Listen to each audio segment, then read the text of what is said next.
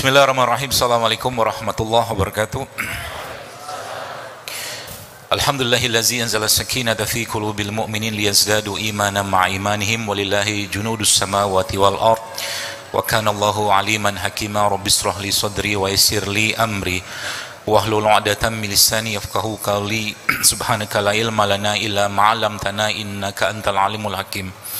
Allahumma shalli wa sallim ala nabiyyina Muhammad wa ala ali Muhammad kama shallaita ala Ibrahim wa ala ali Ibrahim wa barik ala Muhammad wa ala ali Muhammad kama barakta ala Ibrahim wa ala ali Ibrahim fil alamin innaka Hamidum Majid. Alhamdulillah, kita bersyukur tentunya pada Allah Subhanahu wa taala di hari ini Allah pertemukan kita di rumahnya ini, tempat yang paling mulia di muka bumi, di tempat yang memang disinilah kebaikan-kebaikan, ide-ide, kreativitas sesungguhnya bagi kaum muslimin itu Allah berikan atau mungkin Allah jadikan kumpulannya di sini.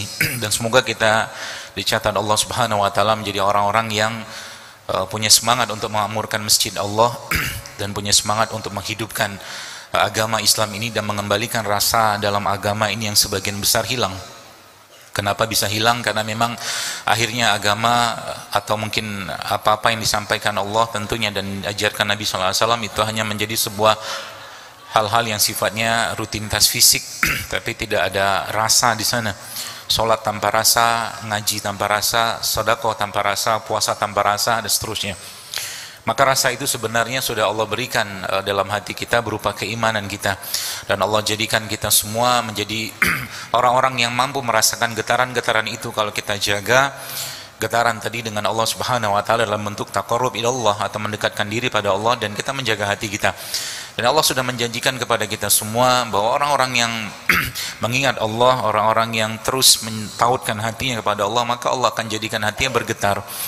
Kita tahu bahwa para salafus soleh, orang-orang soleh zaman dulu, mereka adalah orang-orang yang begitu dekat, ya, begitu kuat rasa mereka dengan Allah, begitu pedenya mereka dengan iman mereka, dengan Islam mereka. Dan itu menjadi harta yang sangat berharga tentunya bagi mereka, apapun latar belakang mereka. Dan itu menjadi jalan mereka untuk menuju surganya Allah. Sebagaimana kita ketahui bahwa Bilal bin Rabah radhiyallahu anhu, salah satu sahabat yang Nabi SAW melihat sendiri beliau, atau mungkin dalam mimpi beliau SAW itu Rasulullah melihat bahwa terompahnya Bilal tersebut sudah lebih dahulu masuk ke surga.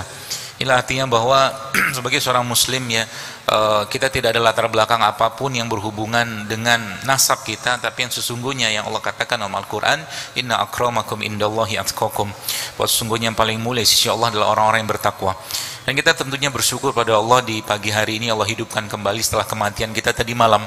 Setelah tadi malam Allah angkat atau Allah pegang ruhnya kita, tapi yang menarik adalah paru-paru kita, jantung kita, seluruh organ-organ tubuh kita masih bekerja sendiri. Maka bagi orang yang memahami, bahkan doa bangun tidur pun harusnya dia sudah semangat, karena doa bangun tidur pun kalau kita tadabburi maknanya itu sebuah doa yang luar biasa, punya hikmah yang besar dan semangat untuk kita semua. Alhamdulillahillazi ahyana ba'da amata wa ilaihin nusyur. Kita akan dikembalikan, dibangkitkan, dipulangkan lagi pada Allah. Dan artinya kalau sudah seperti itu kita harus mempertanggungjawabkan, dan tentunya bukan hanya mempertanggungjawabkan, tapi kita mempersiapkan sebagaimana kita ujian. Karena ujian sesungguhnya yang pertama di dunia, dan ujian selanjutnya adalah justru malah perjalanan yang jauh lebih berat setelah kematian kita. Maka kita bersyukur pada Allah Subhanahu wa taala dengan doa yang luar biasa Nabi ajarkan sallallahu alaihi wasallam kepada kita semua, berupa zikir pagi subhanallah bihamdihi adada khalqi wa ridha nafsihi wa zinata arsy wa midada kalimati. Sebuah doa yang luar biasa, karena kalau kita memuji Allah dengan pujian apapun tak akan bisa. Sehingga salah satu doa yang diajarkan Nabi adalah kita memuji yang sebanyak buih di lautan, ya, sebanyak bintang di langit, dan sebanyak apapun diciptakan.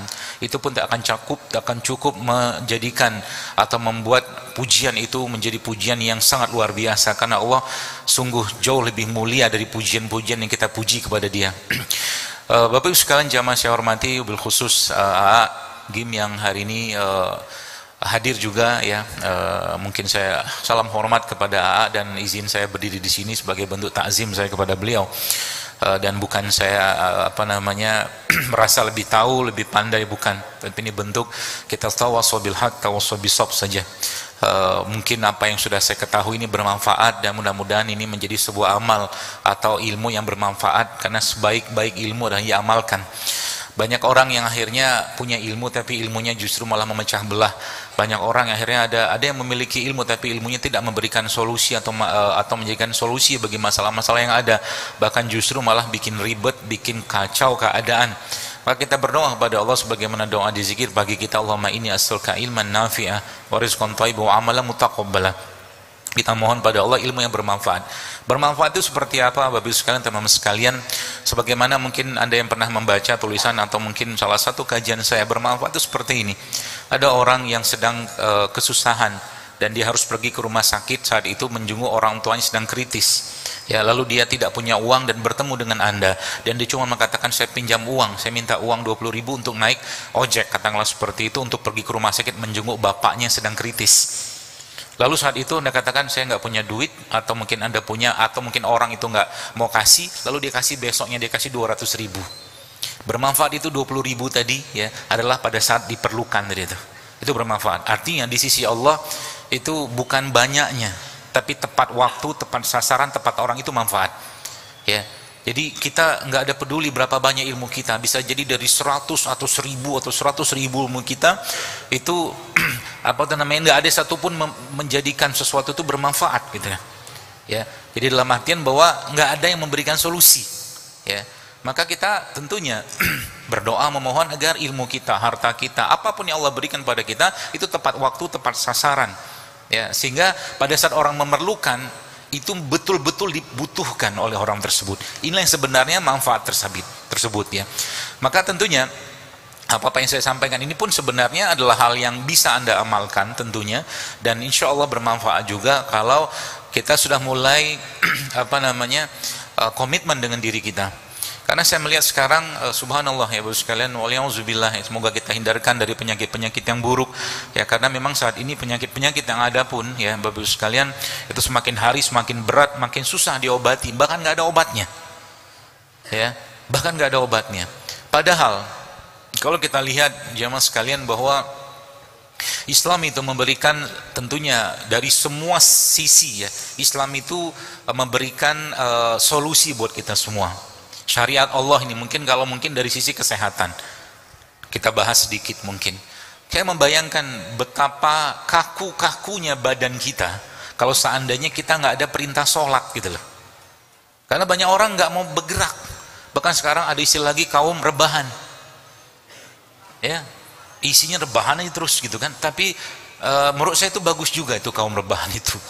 Kenapa? Daripada dia bangun maksiat, dia tidur aja deh gitu loh. Ya, mata dia maksiat, telinga dia maksiat, mulut dia maksiat, udah tidur aja lebih bagus. Ya, semoga tidurnya nggak maksiat juga. Zaman sekarang kan tidur pun bisa maksiat. Ya, jadi itu suatu hal yang menarik ya. Dan kalau tidur pun kita lihat dalam Al-Quran, bab tentang tidur itu menarik juga. Ya, kenapa menarik? Kalau Anda baca dalam surah Al-Kahfi itu subhanallah ya, para ashabul kahfi itu kan mereka tidur selama berapa lama? 300 tahun. Tapi di situ ada kata tambahan. Ya, Allah nggak ngomong 309 tahun, tapi Allah ngomong 300 ditambah 9 tahun. Kata tambahan itu mungkin ada sesuatu yang menarik buat saya. Kenapa? Mungkin bisa jadi mereka bangun, lihat kerajaan atau kondisi saat itu belum berubah, mereka tidur lagi. Mungkin kan? Ini semudah itu buat Allah kan? Bangun lagi, tidur lagi, bangun lagi, tidur lagi. Itu bagus. Ya, masalah belum selesai, tidur aja. Ya, siapa tahu bangun selesai, kayak Ashabul Kahfi. Ya, jangan diikutin ya. Ini joke-nya begitu. Jadi subhanallah ya, syariat dalam agama kita ini Bapak-Ibu sekalian tidak lain tidak bukan punya fungsi menjaga. Apa yang dijaga sama syariat ini? Yang pertama jaga tentunya iman kita. Ya, iman kita dijaga karena iman pasti naik turun, itu yang pertama. Yang kedua yang dijaga apa? Hatinya kita kan. Hati kita, ruh kita dijaga oleh syariat tersebut. Ya. Saya pernah mendapatkan kisah ya dari teman-teman ruqyah. Itu dia cerita bahwa Alkisahnya ada seorang yang diruqyah gitu. Ya. Ini lihat bagaimana makanan pun bisa berpengaruh ke ruh coba. Lalu ceritanya orang tersebut selesailah diruqyah. Ya, selesai diruqyah, lalu setelah diruqyah entah kayak gimana dikasihlah tempe sama dia. Ya, tempenya nggak digoreng. Tempe lah, mau dikasih tempe, ceritanya begitu seingat saya. Subhanallah, habis makan tempe ya, habis makan tempe itu ternyata bereaksi lagi dia seperti orang yang tadi kena gangguan jin. Terus saya tanya, analisa ustadznya apa? Saya bilang, jadi memang jin itu nggak suka dengan makanan yang baik dan sehat.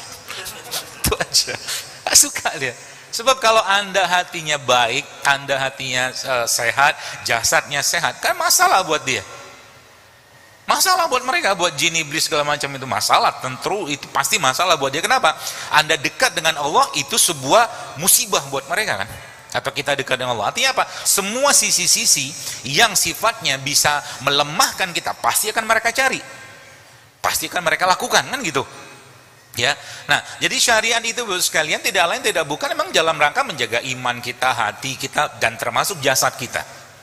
Ya, kalau Anda yang pernah sudah haji atau pergi umroh, saya kira mudah-mudahan yang belum dimudahkan Allah untuk umroh ya. Mudahkan juga untuk haji, ya.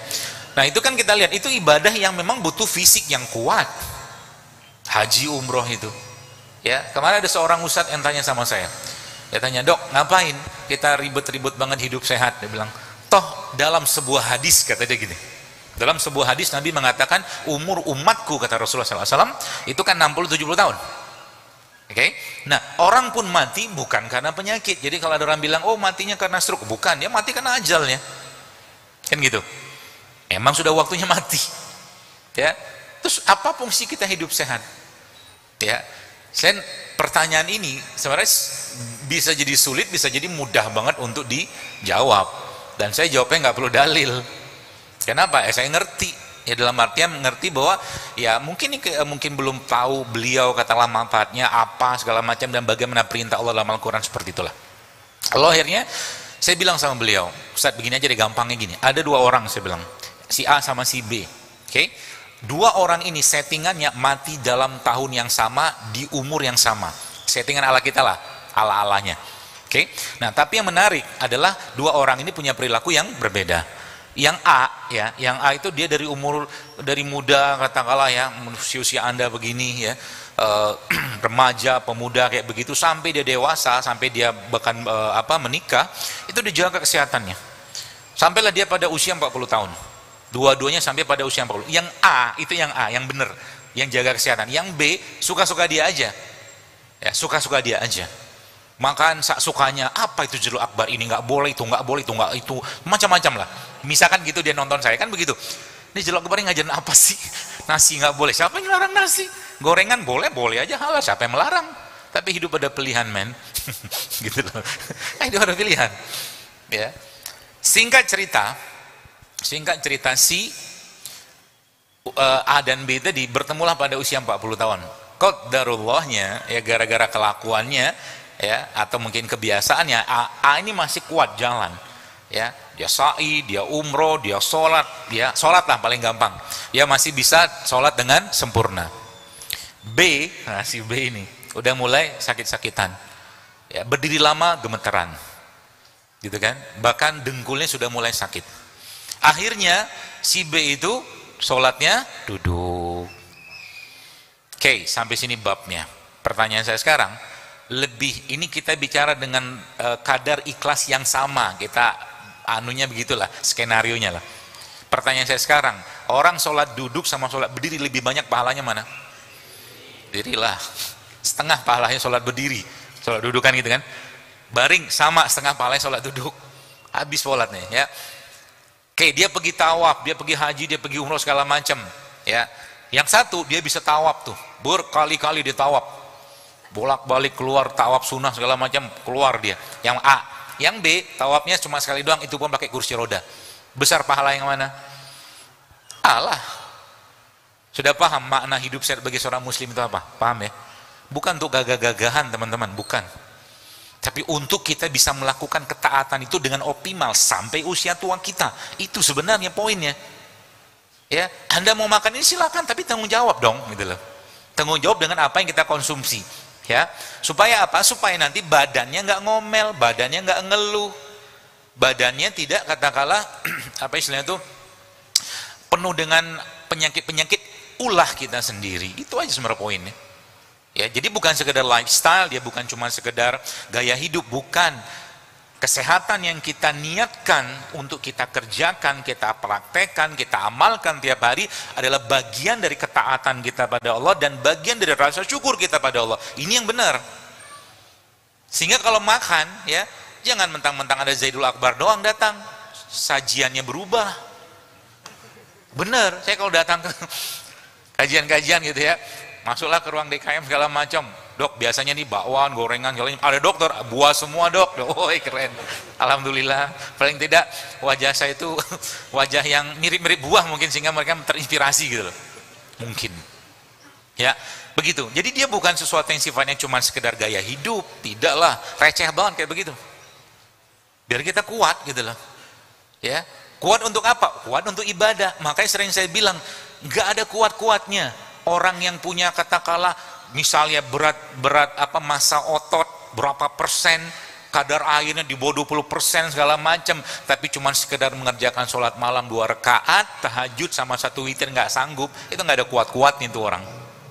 Apa hebatnya? Karena toh dalam Islam, kemenangan-kemenangan dalam Islam pun bukan karena banyaknya pasukan kaum muslimin dan bukan karena kekar-kekarnya mereka kan, tapi karena akidah dan tauhidnya mereka kepada Allah Subhanahu wa taala, sehingga Allah menangkan mereka. Ini fungsinya, ya. Maka toolsnya ini Bapak Ibu sekalian Allah berikan bagaimana cara menjaganya, ya. Bagaimana cara menjaganya itu semua dengan syariat sebenarnya. Ya, kalau kita lihat rukun Islam, rukun iman, ya kita tahu ada dalam rukun Islam ada syahadat, sholat, zakat, puasa, naik haji, seperti itu.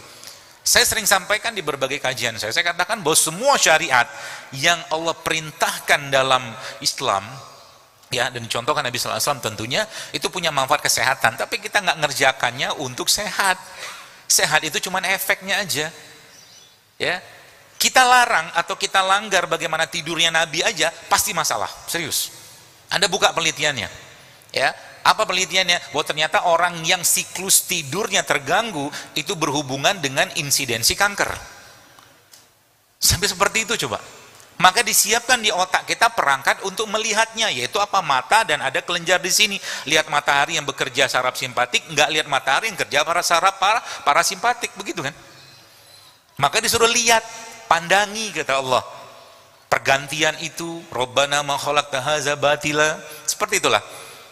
Ya, sehingga dari situ ya sekalian kita mulai makin menyadari bahwa syariat-syariat ini tidak lain tidak bukan, itu juga punya manfaat kesehatan.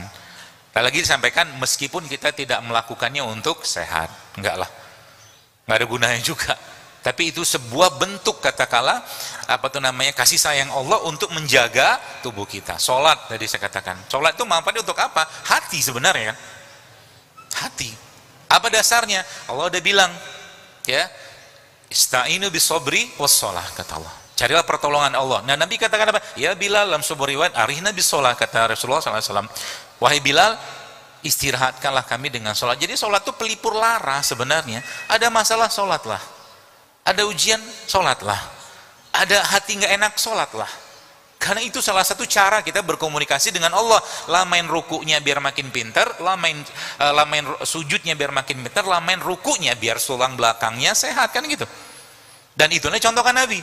Tapi kita sholatnya bukan untuk supaya otak kita cerdas, tulang belakang kita kuat, enggak lah. Tapi Nabi mencontohkan begitu kan. Rukunya Nabi begitu lama, sujudnya Nabi begitu lama. Ya, seperti itu. Nah, kembali ke syariat ini secara umum Bapak sekalian.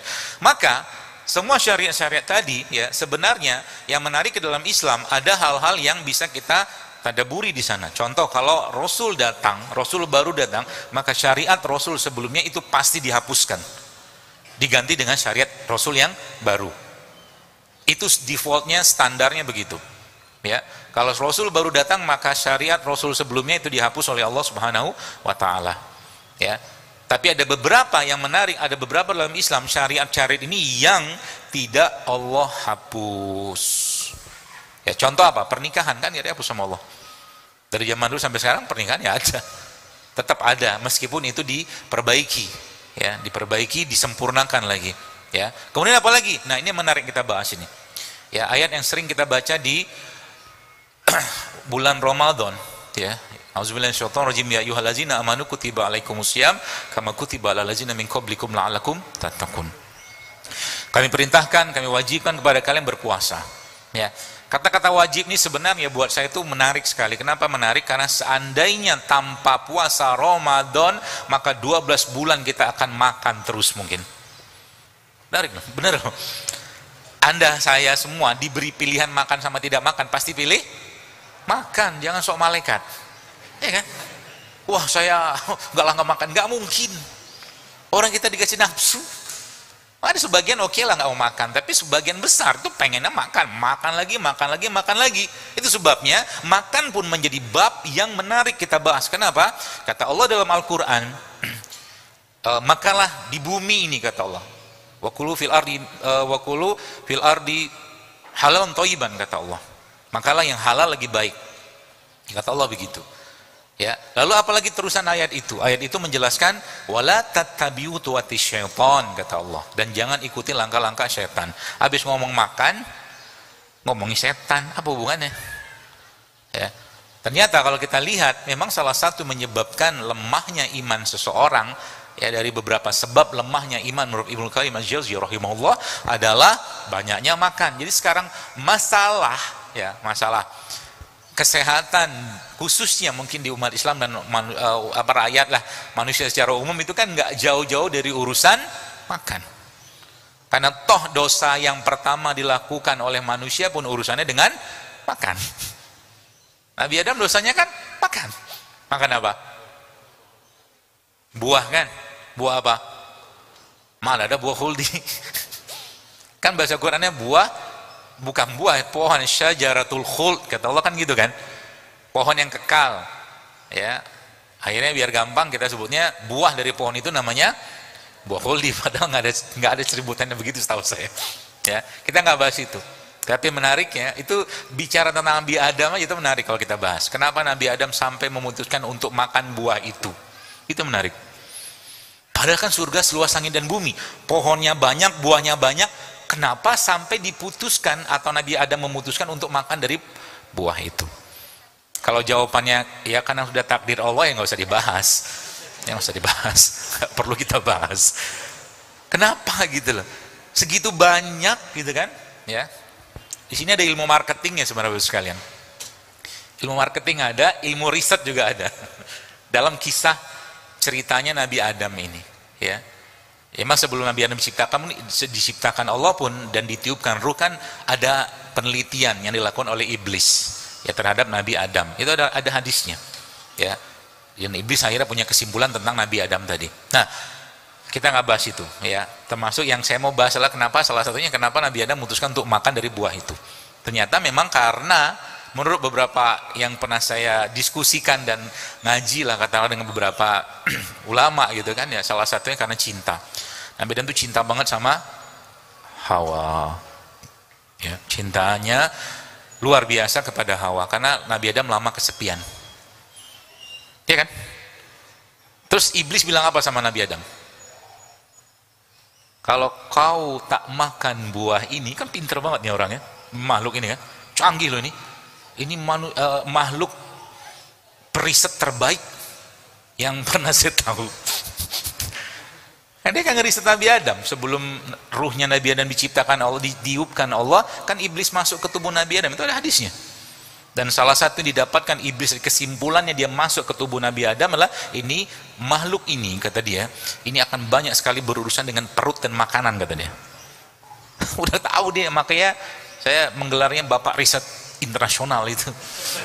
Iblis itu. Ya. Dia bilang begini kan, kalau kau tak makan buah ini, kan ada dua kebohongan yang ini dibilang. Kau akan dikeluarkan dari surga. Ya kan? Kalau tidak makan, kan janjinya bohong kan? Yang kedua apa? Kau akan berpisah kalau nggak salah dengan Hawa. Gak mau lah Nabi Adam. Ya. Tapi dia bilang apa? Dia bilang sama Nabi Adam alaihissalam, aku ini temanmu, penasehatmu, orang baikmu, percaya sama aku gitu. Akhirnya dimakalah itu buah oleh Nabi Adam. Cinta. Nah, sekarang mungkin ada kaitan dengan banyaknya penyakit-penyakit diabetes. Mungkin hipotesis saya. Diabetes itu kan penyakit kelebihan gula kan? Ya kan? Gula tuh manis nggak? Hubungannya apa? Bukan. Jadi mungkin orang-orang yang kena diabetes itu, ini hipotesis saya, itu kurang cinta mereka itu. Atau cintanya terlindas dan terzolimi dan teraniaya. Sehingga mereka mencari cinta yang lain dari sumber yang tidak sehat. Manis kan? Salah pula yang dimakan. Yang dimakan nggak benar, berlebihan pula. Orang diabetes makannya kira-kira kebanyakan apa? Bahasa kita karbohidrat atau gula olahan kan? Cinta yang salah. Paham? Yang ketawanya telat mulai mikir dia. Ya, gitu. Coba lihat, kalau Anda ketemu yang diabetes, tanyain. Ya, entah dia suami atau istri, coba lihat. Mungkin bisa jadi ada sesuatu yang hubungan dengan cinta dengan pasangannya yang harus diperbaiki. Ya, bisa jadi obatnya bukan sambiloto, brotowali, bukan kayu manis, tapi pelukan, perhatian, kasih sayang, serius. Kalau itu udah dapet, cintanya udah bener, makannya bener, sembuh dia. Bener. Nanti coba praktekin. Ya, termasuk juga pernah saya sampaikan juga kayak orang ada orang makan emping sekeping, laki-laki, ya, dia makan emping sekeping, habis makan asam uratnya naik. Kok bisa? Cuma sekeping doang, sebiji emping, naik asam uratnya tinggi. Tahu kenapa? Bisa jadi waktu dia makan emping itu istrinya bilang, ngomel-ngomel sama dia, sudah tahu asam urat masih makan emping, gitu loh. Empingnya beracun, paham? Ya, beracun dengan kata-kata, iya, makanya saya pernah, ya tak tahu lah ini relate apa enggak dengan ini itu cerita gitu. Tapi kan Nabi pernah mengajarkan kepada kita, beristighfarlah kalian, bertobatlah kalian atas ucapan kalian untuk 3 hal ini, kata Nabi. Kata Nabi SAW, beristighfarlah kalian atau bertobatlah kalian atas ucapan buruknya kalian kepada 3 ini. Yang pertama kepada diri sendiri, kata Nabi SAW. Yang kedua apa? Kepada keluargamu. Dan yang ketiga kepada hartamu, kata Rasulullah SAW. 3 hal tadi. Nyambung gak dari tadi? Mungkin nyambung. Maka Nabi pernah SAW, ada seorang wanita yang mempersilahkan Nabi untuk naik ontanya perempuan tadi. Lalu akhirnya wanita tadi mengumpat ontanya. Dia bilang dasar onta malas, karena onta itu nggak mau berdiri-berdiri gitu loh setelah dinaikin. Akhirnya setelah diperintah gitu, seperti itulah. Lalu akhirnya gara-gara ucapan wanita tadi kepada onta tadi, Nabi nggak mau naik onta itu. Kenapa? Karena onta itu sudah kena laknat atau kalimat buruk dari wanita tadi, paham? Jadi jangan sering ngomong yang aneh-aneh tentang diri kita. Ya, jangan, tak boleh. Ya, kalimat-kalimat apapun gitu kan, yang sifatnya melemahkan diri kita, jangan.